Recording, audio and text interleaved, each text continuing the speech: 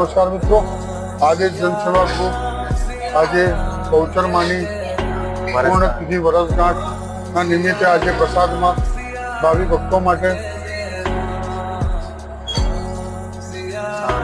ભાવતું ભોજન એમનું બનાવ્યું છે. દાળ, ભાત, શાક, પાપડ, પૂરી, છાશ, લાડુ, સલાડ બધો પ્રસાદ અહીંયા કરી બનાવેલો છે. ભાવિ ભક્તો માટે આદેશ. દાદા આવી જાઓ. ક્યાં ગયા પેલા દાદા? ઉભા રહો ભાઈ, તમે ઉભા રહો, તમે દોડો નહીં. દાદા આવી જાઓ. તમે ના દોડો યાર, ઉતાવળ.